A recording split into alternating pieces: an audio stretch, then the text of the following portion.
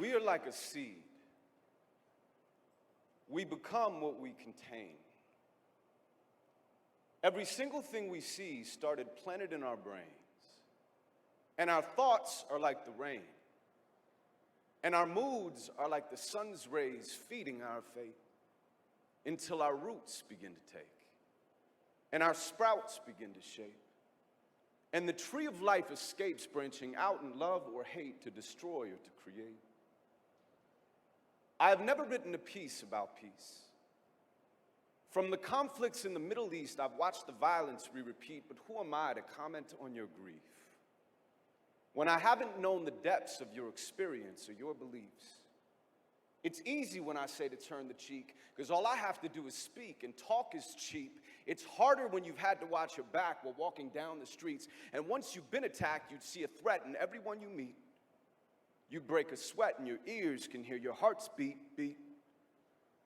No matter what side you're on, the history is deep, and yet we pray to different gods to get the very same relief. So at the risk of coming off like I'm trying to preach, I thought that I should offer my perspective at the very least. Everywhere's a temple. Everywhere's a church. Everywhere's a mosque. Just show me where it hurts. Everywhere is sacred, so anywhere can work. Because when aliens arrive, we'll be human beings first. We are human beings first. Beyond the boundaries in the dirt. So how we treat each other should be how we measure our worth. And finding peace is not an external search. Forgiveness is a choice. And it's both for those who've gotten hurt and those that did the dirt. I'm holding on to chains and complaining how my hands are locks. Open up my palms and watch the weight I used to carry drop. All the hatred has to stop. Our universe is infinite and we're a tiny dot. Imagine space through the perspective of an astronaut. We're chasing after God. Just be still and you'll discover He is in your heart. Every person you encounter is a work of art.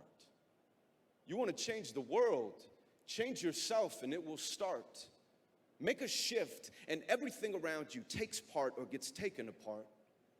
Mother Nature can be ugly and Father Time is endless. My enemy is a mirror if I'm willing to be fearless. I could be holding the gun that's pointing at myself. I could be dropping the bomb that's landing on my house. And I'm not saying don't protect yourself. Protect yourself. But know that revenge is against yourself. Identity is just a temporary shell.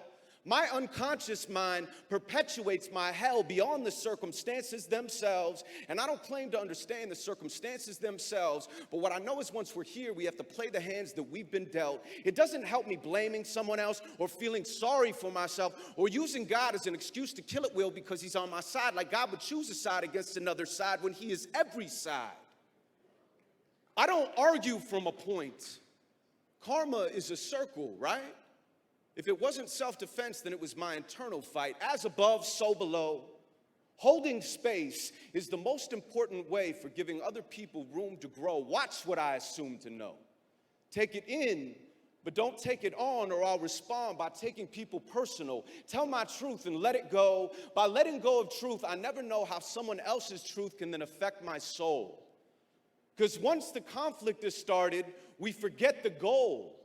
Hate is handed down through generations and it takes its toll. Every nation, every community has a consciousness and every individual plays their role.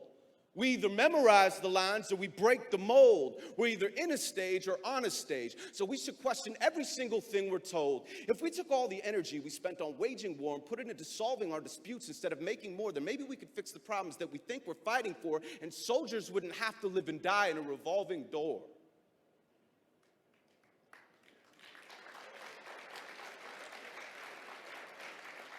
What are they falling for? What am I standing for? We should turn the buildings that are bombed into dance floors.